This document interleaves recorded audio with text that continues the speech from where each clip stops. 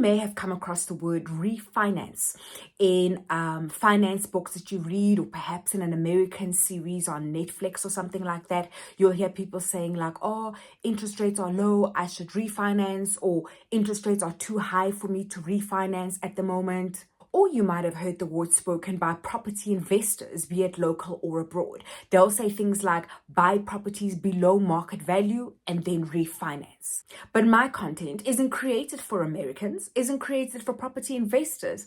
So what is refinancing? How does it work? And how does it affect me as a first-time home owner? That's what we're going to be discussing over the next few minutes. I'm Sibilelo Makwanyane, aka Sibilelo the Estate Agent, and welcome to the channel where we help first-time home buyers and first-time home owners make wise decisions about their properties. If that sounds good to you, go ahead and subscribe so you can be updated on regular topics on a weekly basis. There was a time when I went through a bit of a complicated period financially and things were a little bit all over the place. And then one day I was just like, Sibilelo, I had an iPhone, ne? So I was like, Sibilelo, you are complaining about this and you're struggling to come up with this and you need to pay 2,000 here and 2,000 there and 3,000 here. And yet every day you take 12,000 and you put it to your ear. So I decided to sell my iPhone, and then I got something a little bit more practical. And then the rest of the money, I used it as, it was needed to be used. Now, in the context of property, this process would be called downsizing. I have recorded a video about it. And if you watch this current video about refinancing and it kind of doesn't completely resonate with you, you might want to go back and watch the video about downsizing and see if that might make more sense for you based on where you are at. I'll leave a link in the description. So what is refinancing? This concept is best explained through an example. So say you bought a property 8 years ago for 700,000. You've been paying diligently over those years, and you haven't paid any extra, just sort of standard minimum payments due. You might find that after the 8 years, your bond balance might have decreased from 700 to, let's say, 600,000 Rand. Now, the nature of real estate is that property values increase over time, which means that after 8 years, your property is now no longer worth 700. It might have increased to, let's say, 900,000 Rand. So now you owe 600,000 and your property is worth 900,000 Rand. Now, this gap between the 600 and the 900 is called equity. It's basically the difference between what you owe and what your property is currently worth. So now you're in a position like Sibilelo was, where you need a bit of cash. So you go to your lender and you say, listen, I'm in a financial pickle. Is there any way you could borrow me this equity so that the amount that I owe you is based on the current property worth and not what the bond was registered for? Now, this process of accessing that equity is called refinancing. Now, first-time homeowners will access this equity for a couple of different reasons, most commonly being just to get access to this 300,000 Rand capital so that they can use it as they feel fit at the time. Now, you can use this money to, let's say, consolidate your debt in order to bring down your monthly expenses, or you can use it for a wedding or home renovations. I heard an interview with a South African politician, and she was saying how her parents refinanced their home in order to pay for her education. So depending on how much equity you have and are able to access, there's absolutely no limit to what you can do with this money once you have access to it. So now you've spoken to the bank about this equity. The next step is to apply for a home loan. Why, you may ask? And the reason is because you are now increasing your loan amount. Remember, when you first applied 8 years ago, you proved to the bank that you were capable of paying off a loan of 700,000 Rand. So now you need to prove that you're able to pay for 900,000 Rand based on your current financial situation. Accessing this equity works pretty much the same as a normal bond application. So the bank is going to check your affordability, they're going to check your credit score, they'll send out a valuator to see the value of your property based on what is happening in the market at the time. A credit check is then also going to include looking at how well you have been making your repayments up until that period. So if you are in a bit of a mess financially and you haven't been paying your bond repayments or you haven't been paying your other debt, it is going to limit your chances of accessing this equity and being able to refinance. Now, when you applied for your home loan 8 years ago, you were in a particular financial position. And the interest rate that the bank gave you was based on what was happening in your finances at that time. Depending on where you are right now, the interest rate that you're given may be higher or it may be lower than your current rate. But either way, there will always be an assessment of the interest rate. So now you've passed the affordability test and the credit check, and the bank has done the evaluation and they're happy. So they agree that they are going to give you a new bond amount based on this 900,000 Rand. Now your bond documents need to be adjusted from 700,000 to 900,000. That is done by attorneys, and where there are bond attorneys involved, you know that it means there are bond costs. Now, in the case of refinancing, these costs are added on top of the loan amount, meaning that you don't have to have this amount cash upfront the way that you did when you first purchased your property. Because we're only changing the bond amount and not adjusting the names of the owners of the property, you'll just pay bond costs and not transfer costs. And this, in fact, takes us to another reason why people choose to refinance. If you're appreciating this comment, a like would mean a lot to me, and go ahead and subscribe and click the notification bell so you can be notified every time a new video is loaded. Say you've got a lady or a gentleman and they have bought a property X amount of years ago. They have since met a partner and this person has moved in with them. So either they want to split the costs or they've already been splitting the costs and now this person feels they want their name on the deed as well. Then the two of them decide to refinance based on what the property is currently worth and not what it was purchased at a few years ago.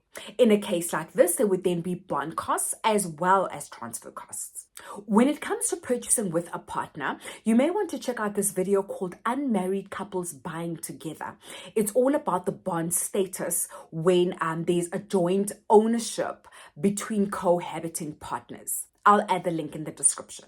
If you do decide to refinance, remember that just because your current bond is with Bank X doesn't mean you necessarily have to refinance with that particular bank. Go ahead and check with the other banks and see if you can't get a better interest rate. It could save you tens of thousands of rands in the long run. If you do decide you want to stay with your bank and you're not interested in other options, then try and negotiate your rate. Don't just settle for the first offer that they bring you. An important thing to remember about refinancing is that it's going to adjust your bond repayment amount. If you had a bond that was initially registered at 700,000 Rand at an interest rate of 10.5% over 20 years, your bond repayment would have been 7,050 Rand. You want to increase this bond amount to 900,000 Rand. Now you've got two options here. Remember, you've been paying the bond for 8 years, so you've got 12 years left. Now your new interest rate might be, let's say, 10.75%. So you would take up this 900,000 and pay it over the remaining 12 years, which would mean your bond repayments are going to be 11,200 Rand. The amount obviously increases because you are now paying 900,000 over 12 years when you were initially paying 700,000 over 20 years. Your other option would be to increase the loan term, which means you would take this 900 and pay it over a new bond of 20 years, meaning that your bond repayments are going to be 9,200 Rand. Remembering that in both cases, you've already accessed this full 300,000 Rand equity. Let's say you had decided to draw this 300,000 because maybe you were in a car accident and the car was not insured and you now need a car to get to and from work. So that was the intention of this 300,000. But it turns out when you're buying a car that you find a great bargain and you find something that you're happy with for 250,000. So now you've got 50,000 Rand left. Now you can choose to use this money for whatever you want, or you can put the money back into an access bond and then you can draw the money at a later period when you need it.